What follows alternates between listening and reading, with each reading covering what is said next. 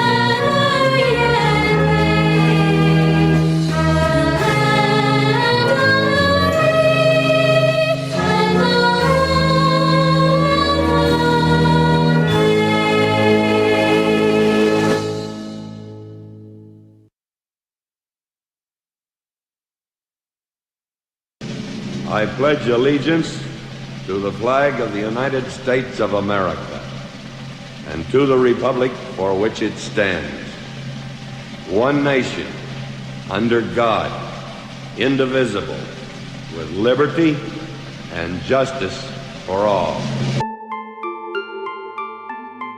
Now let's get this party started.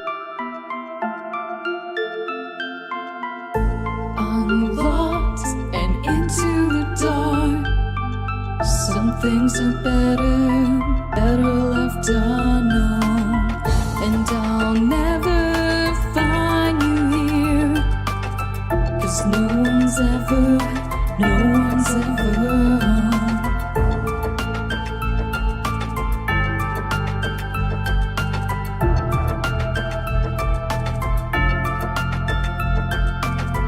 Oh, what a widow, a peaceful spider.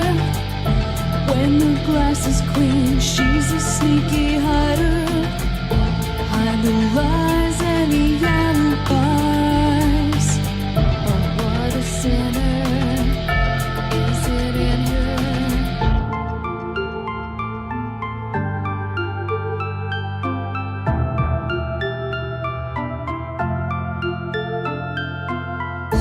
What's the truth in this riddle? Is love really just this simple? I can't seem to find my way in this world that never stays.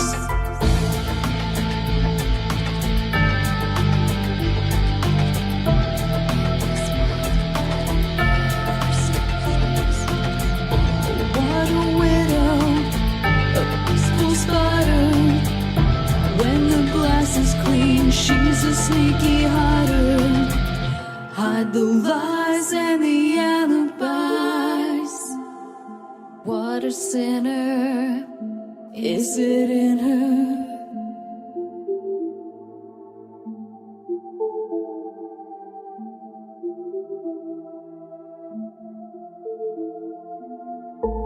Is this real? Just illusion? I'm lost in the wonderland of confusion. I'm lost in the wonderland of confusion. Is this real or just illusion? Manifestation or a dark delusion? Is this real or just illusion? I'm lost in a wonderland of confusion.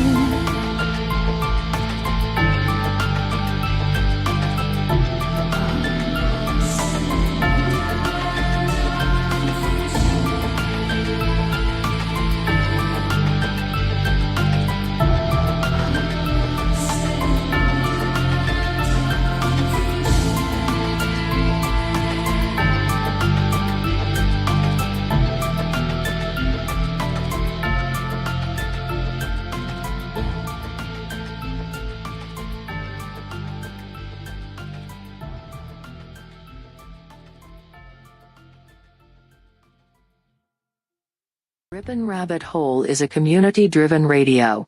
At times the community comments may reveal prejudices and other beliefs that we or our sponsors do not condone. Views or opinions expressed by the community, callers, or guests, are those of the individual speaking and do not represent the views or opinions of this site. Ripon Common Sense content is intended for mature audiences only. Enjoy.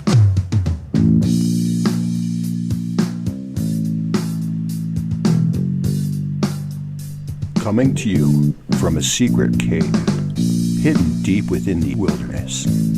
This is the Dark Wolf's Den Show. Now, here is your host, Jerry Hicks. That's right, I am Jerry Hicks, also known as the Dark Wolf, and we are broadcasting live from a secret cave hidden deep within the wilderness of Tennessee. That's right. We're ripping through the electromagnetic soup. We're tearing through the atmosphere, and we're tunneling away into your radio like a quantum particle.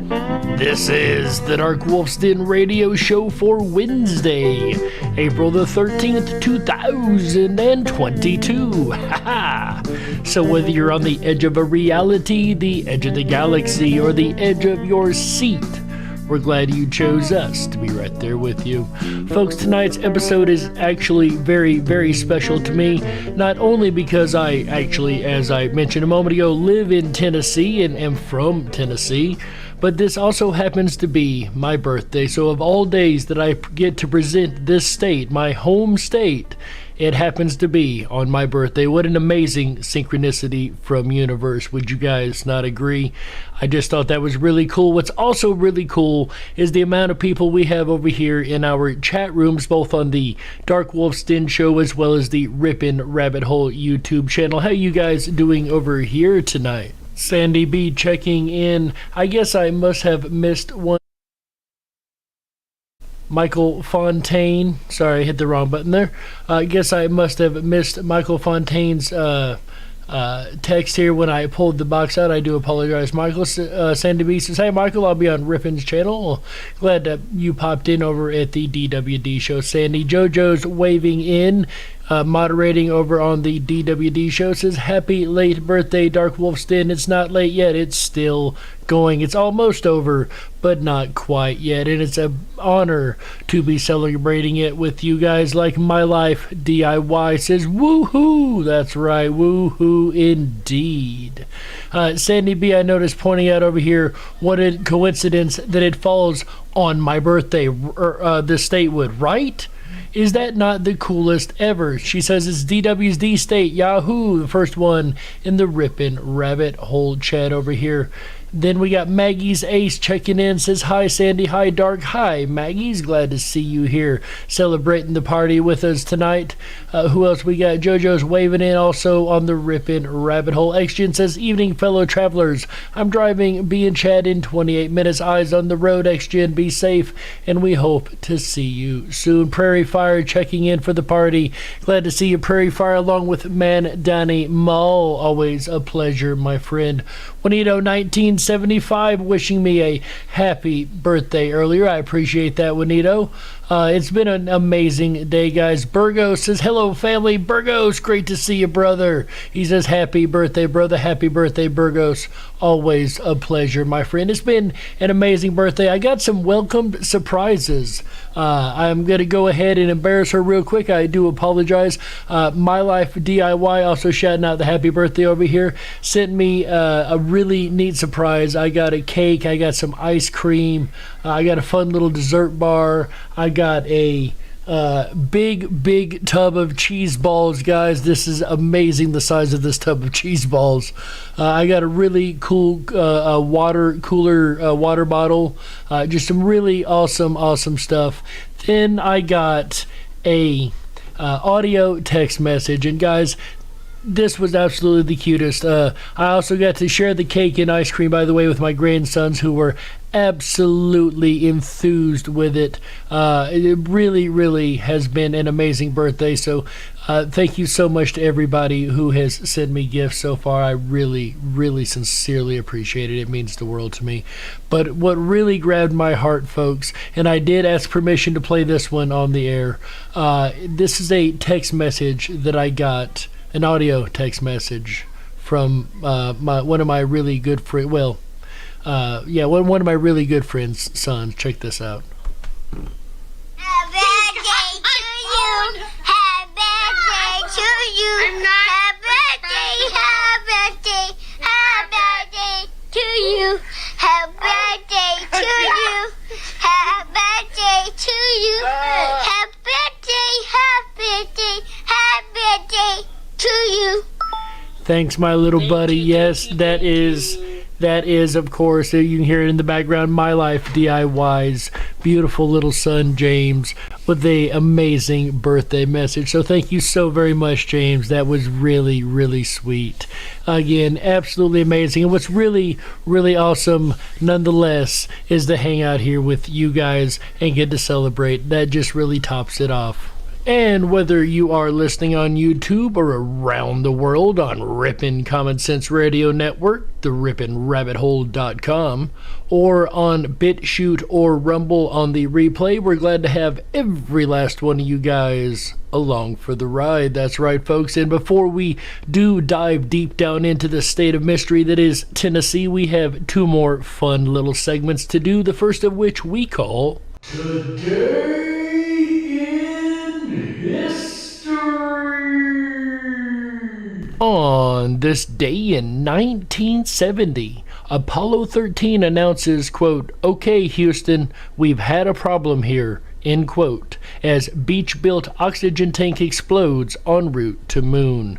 And actually, for those in the Mandela Effect community, you happen to know that this is a flip-flop on a Mandela Effect and has been both we've had a problem and we have a problem. So looks like we're back to what we all remember, folks, and that is today's segment of Today in History. Say what? Our quote of the day today, ladies and gentlemen, comes to us from Brad Paisley. He says, quote, "In Nashville, if people don't like someone, they say, 'I don't really like him,' then add, 'bless his heart.'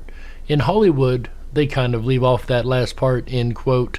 And I will tell you guys, funny little piece of fact here, you can say literally anything you want about somebody in the South as long as you end it with "bless their heart." So take Joe, for instance, that no good, low down, low life piece of trash, bless his heart. See, you can get away with that much more easily in the South. And that is today's segment of Say what? And you have to love the South. Good people, good weather, good food, and lots of cryptids to study, especially here in Tennessee, as I've told you guys my own cryptid creature story many times that happened here in Tennessee when I was younger, running into a chupacabra, which I didn't learn was a chupacabra for a couple of years until after the incident occurred. So definitely that creature roaming the Tennessee woodlands, but that is only one of many cryptid creatures in Tennessee. And here to tell us about our cryptids tonight is our old friend Ben Miller. Welcome back, Ben. Tell us about the cryptids of Tennessee, my friend. Tennessee really has some odd cryptids, but they generally fall into a couple categories. Although I think the one that I want to start off with really is in a realm of its own. Honestly, to say that this creature is unique is definitely an understatement for sure. The story goes that around September 24th, 1794, a unit of infantrymen under the command of Captain John Baird were traveling in the Cumberland Mountains near Cove Creek. On this journey, a second party, which included Ensign MacDonald and another unnamed man, were sent ahead of the troops to scout for danger. Not far up ahead, they noticed some strange footprints that resembled that of a goose, but was extremely large. It didn't take long before they came upon the creature that left those tracks, and it was something unimaginable. They saw a being that stood around 4 feet tall, walked bipedally, and had a white tuft of hair like a crown on its massively sized head. So here already we have a very strange creature, 4 foot in height, a white tuft of hair on its head, and webbed feet like a goose. But wait, there's more. The body was covered in what was described as being scales that were black and brown, and it also had spots that were a light yellow color. The eyes were rather large and were fiery red. So possibly even reptilian, definitely amphibious in nature. This is for sure a very strange cryptid already. At first, the men and this creature just stood there staring at each other. Mr. MacDonald knew that they had been instructed not to utilize firearms unless an enemy was present, so he drew his sword and struck the creature. It is said that the being jumped 8 feet in the air, and when it landed, it started spewing a red liquid from its mouth that appeared to be blood. The creature then started to run away, stopping every few feet to turn around as if it was wanting to fight. Finally, it vanished into a thicket of laurels. The men tried to track it down, but couldn't find anything but some of those same goose-like footprints. So whatever it was definitely injured, and as strange of a put together of a creature this really sounds to be, remember the duckbill platypus and how many different creatures that seems to be smashed together. So even a cryptid as weird as this isn't necessarily out of the realm of possibility, right? According to the story, local tribes claim that they had heard stories about such a beast for many years, and it was said to be capable of killing a man with its breath. With that statement, you have to wonder if that red liquid was actually blood or a type of poison. You know, Ben, that is a really, really good point. If it killed with its breath, perhaps it has a venom spitting capability like some snakes do, right? That's, again, not out of the realm of possibility. Word of this encounter spread far and wide, and at some point letters emerged from the unit involved that they were calling the creature a Chiclasila. I'm not sure what that means, or how they came up with that name. Some think that what the troop actually saw was some form of crane, while others believe it was a reptilian being. Whatever it was, it certainly makes it on the list as being something completely unique. Now, to be fair, the sandhill crane is native to Tennessee, and it is about 4 foot in height. However, it does not look like a reptilian, and they are bipedal, but still, I doubt that these guys were confusing a crane with a cryptid, as strange as this creature is, especially. Keeping with the unique realm, we need to look at another unknown being that was discovered on May in 2009. A woman named simply as Leslie lived with her husband in their home in Hamlin County.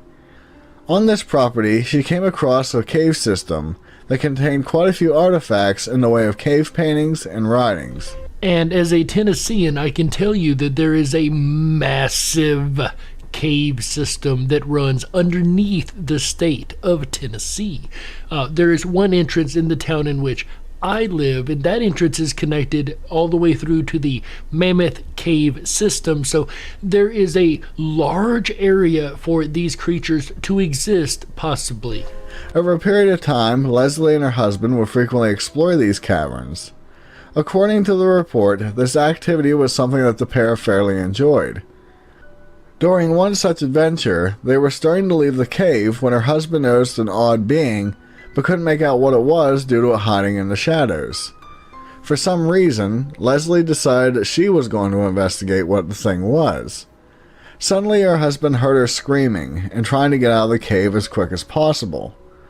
Once outside, she stated that when she got near the creature, she noticed it was around 4 feet long, the body was covered in brown hair, it had short stubby legs that had 3 claws on each limb.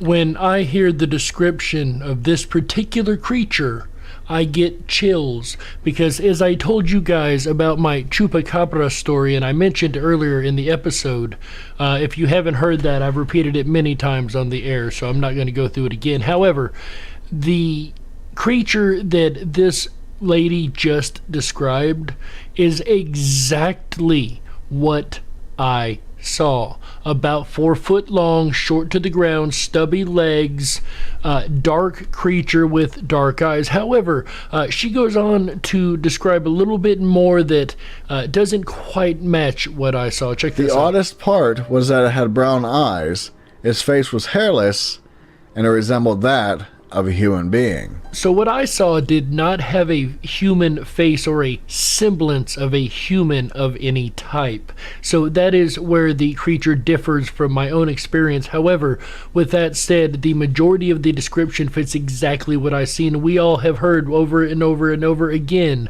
about these 3-toed cryptids. And this seems to be the only creatures that have 3 toes are these cryptids. Makes you wonder what, perhaps just classification systems made sure that. But either way, it is quite interesting that this is so close to what I personally have experienced. Apparently, the creature had the ability to climb the walls of the cave fairly easily. Leslie stated that she was able to get as near as 2 feet away from the creature, but it seemed to be as afraid of her as she was of it. The pair left the cave and refused to return for quite a few months. During that time, she did some research and found a document from 1696 that was written in German, but it depicted the same creature that she had seen. Now, I do find it very intriguing that, once again, the German document went back to the 1600s. So this is not a new creature per se, right? This same creature was spotted in Marion County by some hikers. They claimed that they saw it walking along the trail, and it stopped moving once it noticed them. The description stayed the same, including the human-looking face. Now, an investigation has been going on to try to translate the text on the document, and from what I can tell, it appears to be talking about a giant sloth. With this information, a lot of people are wondering if this creature could be related. While sloths aren't known to be in Tennessee and don't prefer caves, I think the similarities between the description and a sloth are hard to ignore. Now, I will give you that point, Ben. It is a close description to a sloth-like creature. However, the speed of which this creature moved, the creature that I seen, I promise you, was anything but a sloth. And it has the same characteristics, again, even in personality, that this other one that was described had. I'd say I was maybe 5 to 6 feet from the creature, and it looked almost as spooked with us as it did with them. So there is a really interesting parallel between what I personally have experienced in the 90s and this creature that has been described a number of times by a number of other independent witnesses across the state. And that is only one, again, of many unique creatures. Like the next one on our list. Tell us about it, Ben. Moving on, we find a real head scratcher, since the next being has varying descriptions. It is simply known as the White Screamer, and tales about it have spread all over the state, but it is mainly in White Bluff, located in Dickson County. I can tell you that I have personal experience in both Dickson County as well as White Bluff, because interestingly enough, White Bluff was at the edge of my stomping grounds as a kid. I lived out in a country area, and White Bluff is another one of those country areas. It was very, very close to where I used to run around all the time. I had a couple friends, I think I still have a couple people I know that live down in White Bluff. So this is a area that I am familiar with, which makes it really crazy that the first time I'm hearing about this cryptid is tonight's episode from Ben, interestingly enough. It's not something that is well known on the ground here, at least not that I've heard of before. Information is quite varied on this one, since some claim that it is an albino Bigfoot, a mutated human, a wild beast, or even simply a spirit.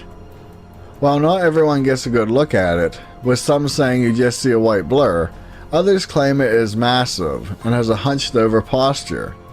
It is claimed that the beast frequently will kill livestock or even pets. I will warn those that are of the faint of heart, the next case file has some disturbing elements within it. Viewer discretion is advised. The first encounter was said to have occurred in 1920. A husband and wife, along with their 7 children, built a house. Chris Spivey over in the the Dark Wolf's Den Show chat. Yes, we have actually, myself and Chris have been down to and through White Bluff a number of times. Once again, this is an area close to the area that I ran around when I was younger. We used to run with me, old Chris Spivey over here, many times. This is one of my running partners for years and years and years. We are both very familiar with this area once again. Good to have you here, Chris. Always great to have you here. Chris, do you know what today is? Why today is a special episode, sir? House in the forest of White Bluff. Things were going fairly well for them until they started hearing a strange blood-curdling scream coming from outside their house. This would happen for quite a few nights, which led many family members to be unable to sleep. Finally, one night, the husband grew tired of being tormented, grabbed his gun, and went outside to find who or what was making this noise. He followed the sound, but couldn't see what the creature was. Suddenly, he realized that in following the noise, it had circled him back to his house, where he heard a different type of scream. As he ran inside, he was met with the grisly scene of his family, who had been viciously killed and torn to pieces. It seems that this creature is both as intelligent as it is dangerous. There are claims that this house, along with the graves, are still standing to this day. This wouldn't be a one-time event, though, since many hikers and even people driving down the roads have claimed to see this creature as well. The one description that I held back up until this point was that some feel that it resembles the fictional Rake. Let me be clear, though, that while the Rake is fictional, a recent cryptid known as the Crawler is becoming popular. This being looks very similar to the Rake, but for the most part, they don't seem to be bloodthirsty. Although they have been known to take up residence under people's homes. Yet, as mentioned, a lot of people say it is an aggressive Bigfoot. So, who knows? Tennessee, unsurprisingly enough, seems to have its fair share of Bigfoot creatures. There's a creature in Lincoln County known as the Flintville Monster, which is named after the town. Sightings of this creature go back to 1976 and up until 1993. It is described as being 7 to 8 feet tall, having 16-inch long feet, and smelling like a skunk. And for those who feel that that description might seem a little familiar, it reminds me of the Florida skunk ape. What about you guys? The first encounter was in 1976, when a woman was in her car, when this large ape-like creature jumped on the hood of her car and broke off the radio antenna. It then let out a scream and started pounding on the roof before it finally jumped off and ran into the forest again. On April 26, 1976, a woman named Miss Robertson was sitting on the porch of her house watching her 4-year-old son Gary playing in a nearby field. Suddenly she caught the scent of what she described as dead rats, and it was then that she noticed a huge ape-like creature bounding through the field towards her son. Terrified, she ran to get her boy, and she managed to pick him up just as she saw the Sasquatch reaching out its hairy arm to grab him. They ran into the house and locked the door. After a few moments, Miss Robertson looked outside and saw the beast disappearing into the forest. She called the police, and within moments a full squad showed up with the intent of killing the creature. They searched, and on 2 occasions did hear the creature holler at them and throw rocks. Another interesting fact of this case file is that we have seen this activity in a number of other case files with Bigfoot creatures where they throw rocks at humans or even howl at the prey to try to taunt them, right? The Bigfoot managed to elude them, but they did find footprints, hair, mucus, and for some reason, blood. These samples were sent to a lab, and the results couldn't identify what the creature was. Something that we don't normally have in a case file is actual lab work on evidence found on the scene, and it appears that this lab work turned up a little less than what they had hoped for, so it's clearly not a common ape or anything of that nature, right? Or that would have come up quite easily, it would seem. A few years later, a plumber claimed that the same creature attacked his vehicle and it smashed his windshield. Another woman reported that the creature chased her into her house and kept beating on the door for quite a bit of time.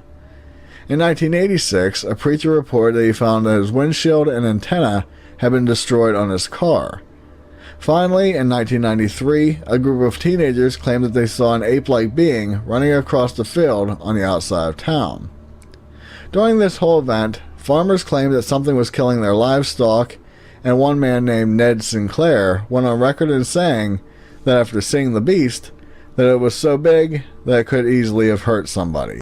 Though, as with any case file, there are skeptics, those that have seen it truly know that they've seen something that is not normal per se. While many of these reports could be people just jumping on the bandwagon, I think there is something to the sightings.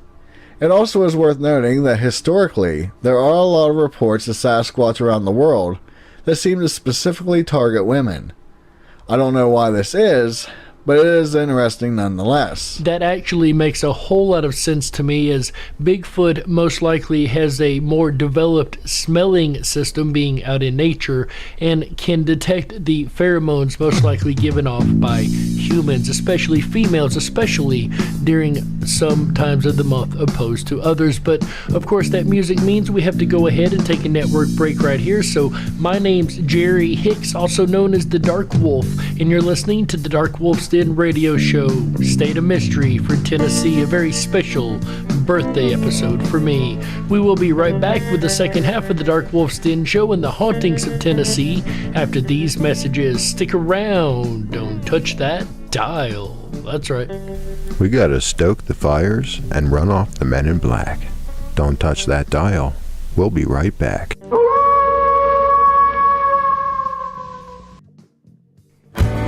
Oh yeah, that howl means your weekend has officially begun. Hi everyone, it's AJ, the Ripon Rabbit. Are you enjoying tonight's State of Mystery for Tennessee? I know I am. If you are and you haven't done so already, please hop on over to our website, riponrabbithole.com. That's RIPONRABBITHOLE.com. There you can sign up for your exclusive Backstage VIP pass. It's going to give you unfiltered access down the rabbit hole to our privatized social media network where the conversation continues after the show. It's absolutely free to sign up for, and it always will be. We do not shadow ban, sell, give away, or share your information with anyone, so you can feel real comfortable about doing so and doing that. I look forward to seeing you down the rabbit hole at our community-generated press, the riponrabbithole.com. Jerry Hicks and the Dark Wolf's Den show will return again tomorrow night, Thursday, April 14th. Another look at a state of mystery, this time Texas. That's right, Howl along with him as he explores the mystery of the state of Texas. That's tomorrow night, April 14th, 2022. Starts at 7 p.m. Pacific, 10/9 Central, as all shows do. Then, come along with me Friday night and we'll dive deep down the rabbit hole of the good life. We'll explore just how to live the good life. Friday, April 15th, and then Saturday night, fitting for the weekend, Saturday, April 16th, we'll dive down and explore the rabbit hole of the mysterious Easter Island. Easter Island, April 16th. And speaking of Easter, we're not going to end out this holiday weekend right together with you. You're going to end it out with your friends and your family. Heck, you may even choose to end it out with your family's friends, as we are here Easter Sunday, taking the night off. That's right. No show Easter Sunday night, April 17th. Hopefully you can spend that time with loved ones and enjoy the holiday. Are you going to color eggs this year? Are you going to hide them around? Are you going to do an Easter egg hunt on Sunday? Will you wake up in the morning and find an Easter basket? Well, I hope so. I love the chocolate bunnies because I like to eat their ears. All right, we'll return back to tonight's topic for Jerry Hicks' Dark Wolf's Den radio show. The State of Mystery returns, continuing to howl at Tennessee, his home state, by the way. Happy birthday, Jerry. You're listening to the Ripon Common Sense Radio Network, home of the Freedom Flame, RiponRabbitHole.com.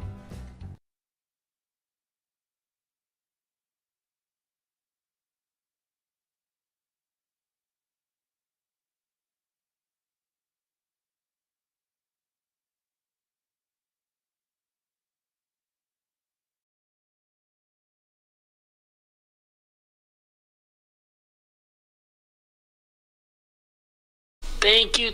Okay, so apparently I don't know how to use a microphone. Happy birthday to you. Happy birthday to you. I'm not. Happy birthday. Happy birthday to you.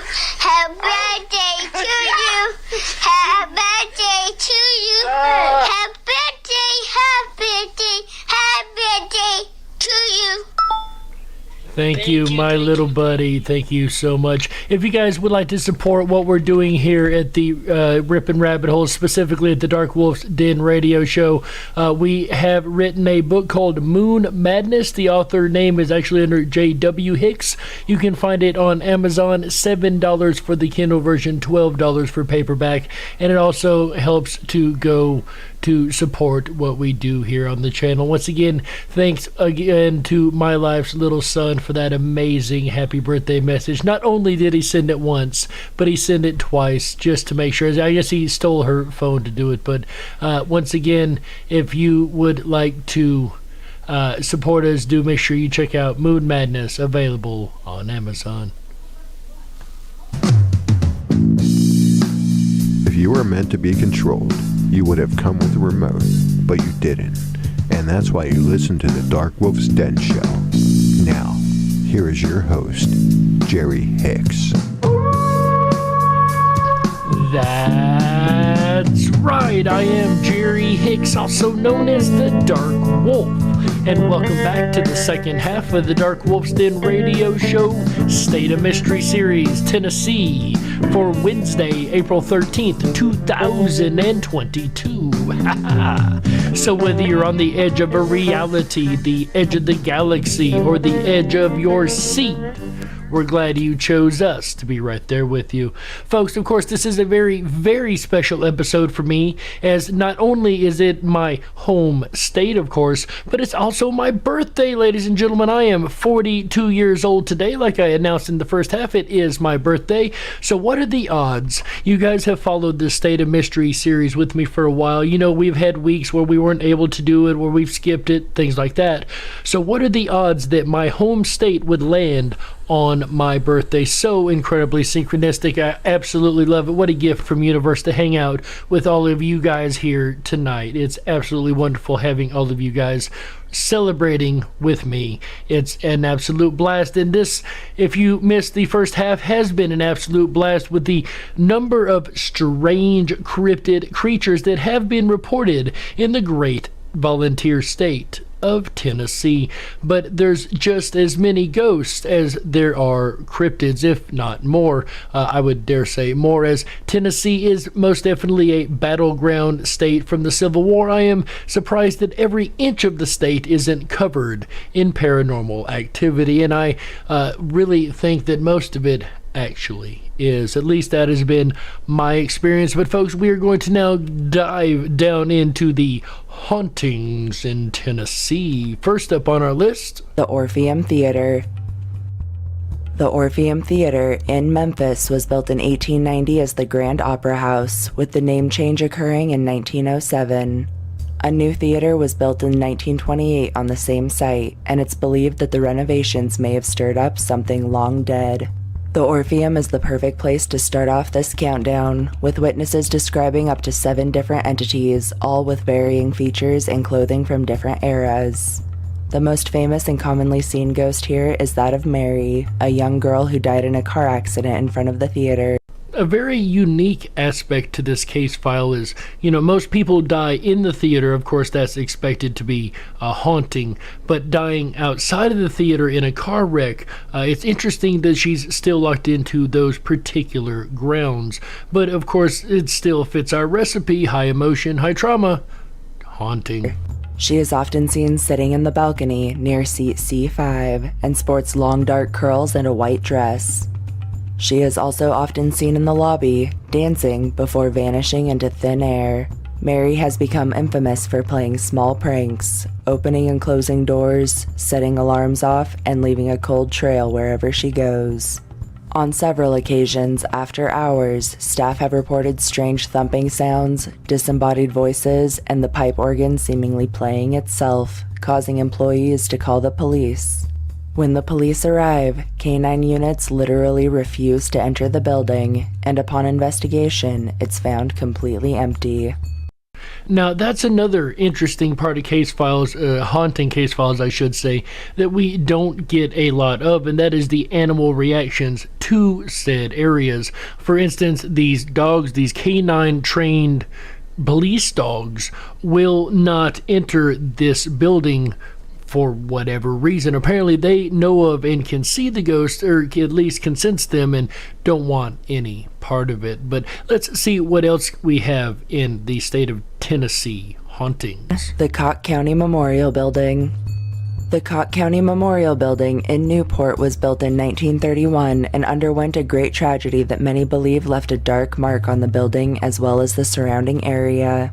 On July 9, 1964, United Airlines Flight 823 crashed, leaving 39 dead. The local morgue wasn't big enough, so many bodies as well as individual parts were stored in the memorial building's gymnasium for over 2 weeks, and it's believed that some of their souls still remain. So if our theory is correct and the recipe fits with high trauma plus high emotion, both of these would be present in a plane crash scenario, right? The fear, the just the intense emotion of the situation at all, including the trauma of the impact. This would leave its mark, and if I'm right, we should have one of the strongest amount of paranormal energies in this small location. Let's see how close we are with our theory. Throughout the years, many reports have sprouted up detailing unexplainable scratching sounds, objects moving on their own, and an extremely uncomfortable feeling. Numerous investigations have been held here, resulting in extremely high EMF readings, EVPs, and even one crew hearing the sound of a child crying, and what sounded like its mother's voice calling for her child from a distance. Also reported here are extreme cold spots, the sound of coins rolling across the floor, and even the sensation that someone is resting their hand on visitors' shoulders or tapping them for attention. Stay aware of your surroundings at this haunt, as several have entered closets or small rooms only to have the door slam behind them and simultaneously lock, trapping them inside. So we have a very, very strong amount of active haunting activity from a variety and number of ghosts. So the spiritual energy here is through the roof, as would be expected with our recipe and the amount of souls involved in this one incident, this plane crash, for instance. 39 souls full of trauma and high emotion and impacting, dying instantly. This is definitely going to leave a residual opening for some reason into the other side. It only goes to show how much power we have as humans. The amount of emotion and intent we put into the world literally affects the fabric of reality itself, even up to and especially up to the point of death. The Ripon Auditorium. And this case file is pretty well known amongst haunting investigators. However, we seem to have ourselves here what we have classified as the caretaker ghost. Check this out. In 1885, Thomas Ripon witnessed a speech by esteemed evangelist Sam Jones at a tent revival. Sam's words moved him so that he joined him, and together in 1892 they opened the Union Gospel Tabernacle. It was renamed Ripon Auditorium in 1904 following Thomas's death. then again as the Grand Ole Opry in 1963 while hosting a radio show of the same name, and back to Ryman Auditorium in the mid to late 70s. Thomas's funeral was held in the building, and it's believed he loved the auditorium so much that his spirit remains, with many reporting seeing his translucent form in various chairs, looking out windows, or just rounding corners. Again, a classic example of a caretaker ghost. We don't have the objects moving around to different places as we have in some, but just a ghost that seems to be wandering and taking care of the property, making sure that everything is going as it should, if you will. And according to local legend, he's not the only one. Up until 1973, more than 35 people associated with the Opry had untimely or suspicious deaths. This led locals to refer to the occurrence as the Opry Curse. Many have reported apparitions of varying descriptions, including an older man in a gray suit that often floats right over the audience. These spirits are believed to be responsible for some of the other paranormal happenings on the premises. See, I say that's the spirit of Hank Williams Sr., but I don't know that for a fact. It just seems fitting, right? Such as disembodied footsteps, chairs moving as if someone invisible is sitting in them, and strange lights coming from the building at night. And if I said I was surprised even a little bit by any of these hauntings, I would definitely be lying, as the Opry, once again, is a well-known case file. A little more well-known, of course, than our next one on the list. The Reed House Hotel. The Reed House Hotel in Chattanooga opened its doors in 1872 after John Reed purchased a lot of land that used to house another hotel, which acted as a hospital during the Civil War. We have heard this in a number of different case files across different states, is these places acting as a Civil War hospital, ending up having a lot of strong paranormal activity. In 1926, it was torn down and rebuilt into the hotel we all know today. Many famous guests have stayed here throughout the years, including Winston Churchill and Al Capone, and many murders, suicides, and natural deaths have occurred on the premises. Room 311 is said to be the most haunted, with guests reporting the ghost of Annalisa Netherly. Annalisa is said to have been found dead in the room, with some saying she was found nearly decapitated in the bathtub, and others claiming she took her own life. In all renditions of this old tale, she is said to have hated men, especially smokers. To this day, male guests who smoke have reported finding their personal possessions hidden, having the sheets pulled off of them in the middle of the night, and even being attacked and left covered in bruises. So if you are a male paranormal investigator that likes to smoke cigarettes, this may or may not be the haunt for you to investigate. Many have also reported her ghostly face popping up in mirrors and reflections, startling any nearby. Throughout the rest of the hotel, numerous full-bodied apparitions, all varying in appearance, have been sighted, and staff and guests report catching EVPs, orbs in photos, shadowy apparitions throughout the halls, lights turning on and off, temperature changes, ghostly soldiers, and even the spirit of the big fella himself, Al Capone, who likes to stop in for the occasional drink with unsuspecting guests. Al Capone, of course, not being a person that one would generally expect to hear about being in Tennessee, but I will tell you that that particular area of Tennessee is mountainous, so the amount of crystals and whatnot in the soil may have something to do with the amount of haunting energy there. That's just a theory, but let's see what else we have in the strange state of Tennessee. The Carnton Plantation. The Carnton Plantation in Franklin was built in 1826 by Randall McGavick through slave labor, with 2 acres of the plot dedicated as the McGavick Confederate Cemetery, a burial ground for those killed in the Battle of Franklin in 1864. The plantation also acted as the largest temporary field hospital around, and it was definitely needed as the battle left 9,500 dead, wounded, or missing. When it was all said and done, 4 generals' bodies were laid on the back porch, and nearly 1,500 men were buried in the cemetery, 558 of which are still unidentified. Those brave enough to explore this haunt, especially after dark, report the sound of phantom soldiers marching, disembodied shouts and commands through the night, and war drums. Many have reported shadowy apparitions that slink throughout the area, following any who enter, and on several occasions, ghostly soldiers from both sides have been seen wandering the headstones. And I can tell you that that is not the only place in Tennessee that has the same parts of the haunting case file in a battleground.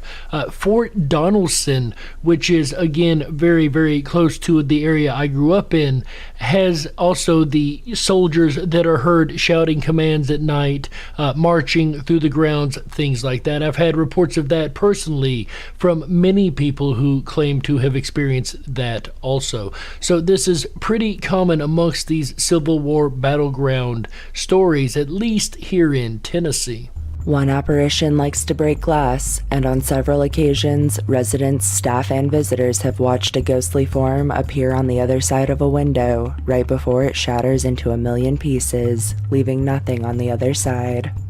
Also reported here are heavy bootsteps throughout the halls, a strange candlelight glow coming from empty rooms at night, and even the full-bodied apparitions of Randall McGavick and his wife, Carrie, who are said to most often be seen relaxing in various chairs or admiring wall hangings. The most terrifying apparition here is said to be that of a general who rides his horse threateningly through the night and has sent many running in fear for their lives. And it seems that all of these case files so far seem to, especially battlefield case files, seem to definitely fit our recipe of high trauma plus high emotion. Let's see what other case files we have on our list tonight. Shiloh National Military Park. Shiloh National Military Park in Shiloh was the site of the Battle of Shiloh, which occurred on April 6th and 7th of 1862. The battle resulted in nearly 24,000 killed, wounded, or missing, and it's said that many who perished here left their tortured souls on the battlefield. Those brave enough to walk the trails and pathways that wind through these now picturesque fields, forests, and ponds report a wide range of supernatural happenings, including ghostly cannon fire in the distance, an otherworldly drumbeat, and the pond water even turning dark red, like blood. The apparitions here like to show up in photographs and appear as white, cloud-like figures in the shape of a man. Also reported here are disembodied bootsteps marching around and a mysterious male entity that wanders the peach orchard, especially at night. Inside the old buildings and dorms, many report doors slamming shut, windows opening and closing on their own, strange breezes that whip through halls, and even screams and moans of dying men.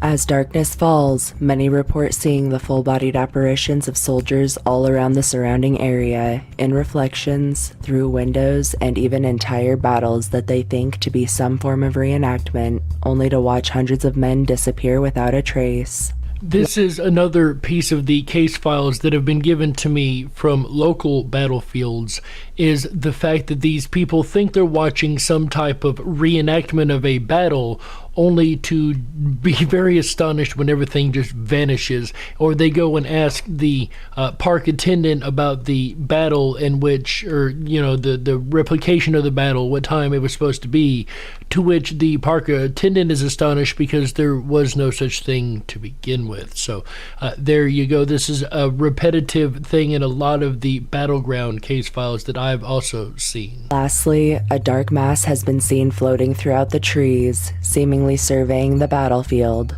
Some accounts of this entity are very disturbing, and multiple witnesses report being chased upon crossing its path. Well, I'm not much of a runner, so let us hope I don't cross the path of this particular ghost, because it would definitely catch up with me. But we've got one more battleground case file before we close out tonight's show. Stones River National Battlefield. Stones River National Battlefield in Murfreesboro is a 570-acre park along the Stones River dedicated to the battle that took place there during the turn of 1862 to 1863. The battle lasted 3 days, leaving 24,645 dead, injured, or missing. Stones River National Cemetery is also located here, with more than 6,100 Union soldiers buried on its grounds, and over 2,500 of them unknown. The area known as the Slaughter Pen is said to be the most haunted, and it's said to hold a strange stillness, with many reporting wildlife literally avoiding the whole zone. At night, many who have explored the slaughter pen report hearing phantom screams, the sounds of gunshots, and orders being called out into the night. Those who witness these phantom sounds claim they sound exceedingly real, as if the battle is happening just out of sight. The lone apparition of a soldier is said to show up in the reenactor camps, blending in with the actors, even eating lunch with them. When anyone notices he's not one of the normal actors or tries to talk to him, he vanishes into thin air. Also reported across the grounds are strange lights that float through the trees, shadows moving around, and even rocks being thrown at visitors by invisible hands. If you're walking your dog, be careful, as it's common for animals to react to what seems like someone invisible directly in front of them, even becoming so panicked that they drag their owners behind them. Lastly, visitors to the area also commonly report orbs and ghostly images showing up in photographs, namely the ghost of a headless soldier riding his horse. Legend has it his head was shot off, and his soul is stuck here searching for it. Wow, it seems that Tennessee even has its own version of the Headless Horseman, but what do you guys think? Do you think we've got enough cryptid creatures and hauntings to consider Tennessee a state of mystery? Or do you think that perhaps we're barking up the wrong tree? In the end, folks, all you can do is look at the evidence, apply a little common sense, and... You be the judge. That's right, Bubby.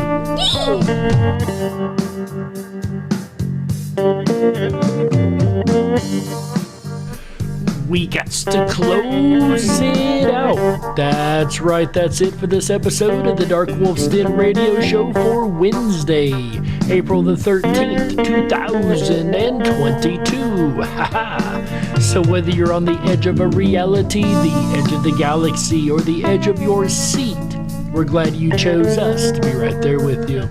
Folks, the den may be closing, but don't you worry, the weekend fun has only just begun. Now that we've got it kicked off right with Tennessee, we're going to have yet another State of Mystery tomorrow, Thursday, April 14th, 2022, 7 p.m. Pacific, 10/9 Central on the Dark Wolf's Den radio show will be the great state of Texas. They say everything is bigger in Texas. We'll see if their paranormal is just as big as everything else down there. And that is tomorrow, Thursday, April 14th, 2022, 7 p.m. Pacific, 10/9 Central on the Dark Wolf's Den radio show State of Mystery series. And then on Friday, April 15th, Tax Day, folks, 2022, 7 p.m. Pacific, 10/9 Central, our buddy AJ the Ripon Rabbit comes back to the airwaves with an all-new episode of the Ripon Rabbit Hole live show. This go round, he's going to be talking about the good life. That's right. Are you living the good life? What is considered the good life? Do you need money, or is it having a bunch of amazing friends and family surrounding you? What is the good life to you? AJ will be discussing all that and more on Friday, April the 15th, 2022, 7 p.m. Pacific, 10/9 Central, like all shows here on the network. Then on Saturday, April 16th, 2022, again, 7 p.m. Pacific, 10/9 Central, being Easter weekend nonetheless, AJ will be covering Easter Island, a place that is stout in mystery in and of itself, the home of the heads of the Moai, right? The great big stone heads that just happen to be scattered all around the island. So many strange tales from Easter Island, and I'm sure AJ will be exploring all of them on Saturday, April the 16th, 2022, 7 p.m. Pacific, 10/9 Central. Then Sunday, we hope that you guys have a very wonderful and safe and happy Easter Sunday, as we will be taking a break on that day and will not be doing a show here on the network. We probably won't even be running reruns over on YouTube, but you can always stay up to date with when we are running shows by hopping on over to the RiponRabbitHole.com. That is RIPON RABBITHOLE.com. Over there, once again, you're going to find the Listen Live on air schedule for all the shows that are coming up every weekend, all weekend long, from the Dark Wolf's Den shows to the Ripon Rabbit Hole and everything in between. Also, while you're over there, make sure that you check out the 24/7 Backstage Lounge, my favorite place to hang out and where I will be right after the show tonight, here in just a couple minutes, as a matter of fact. But before you can enjoy any of these fun things, you do have to make sure that you sign up for the Backstage Pass. This is and always will be absolutely free, and that's going to get you access to the rest of the site. Also, check out our groups section over there, the Dark Wolf's Den Show, the Ripon Rabbit Hole, Juanito 1975's Lucid Dreaming, the International Mandela Effect Conference, and so many more to choose from. And if you don't find something you're interested in, you can always start your own. But with that said, folks, I will see you guys over on the riponrabbithole.com as we have to go ahead and get out of here. So my name's Jerry Hicks, also known as the Dark Wolf, and you're listening to the Dark Wolf's Den radio show exclusively on Ripon Common Sense Radio Network, the Ripon Rabbit Hole.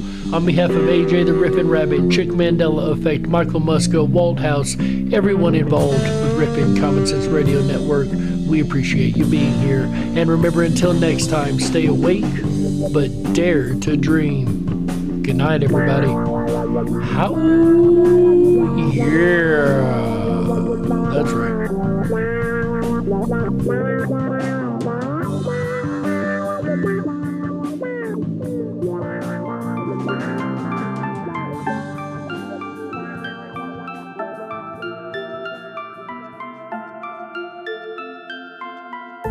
Unlocked and into the dark. Some things are better left unknown. And I'll never find you here, 'cause no one's ever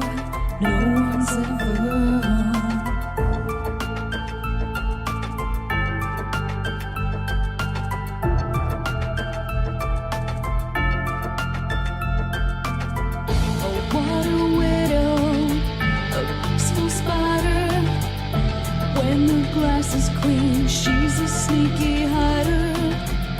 Hide the lies and the alibis.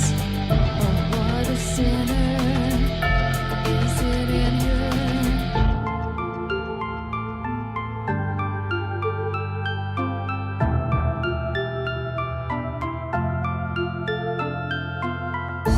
What's the truth in this riddle?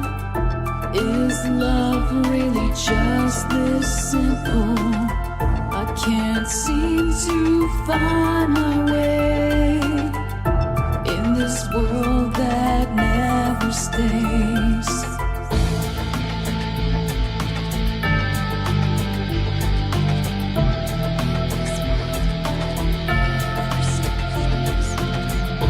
What a widow, a peaceful spider.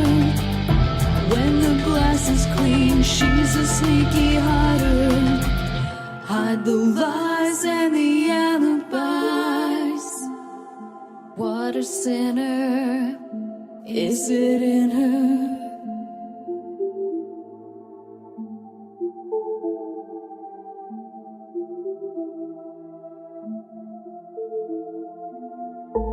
Is this real? Just illusion? I'm lost in the wonderland of confusion.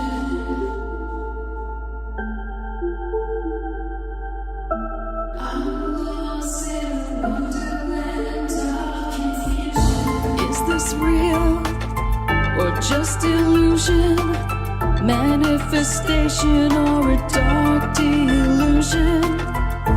Is this real or just illusion? I'm lost in a wonderland of confusion.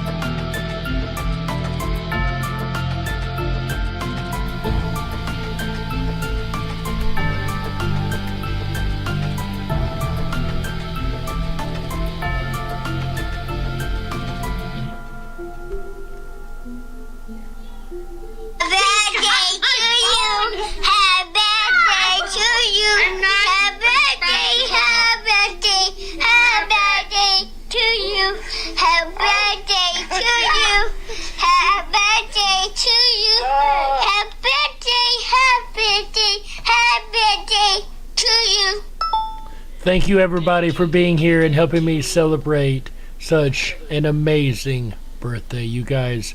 Until tomorrow night, hope you guys have a great night. Bye, everyone.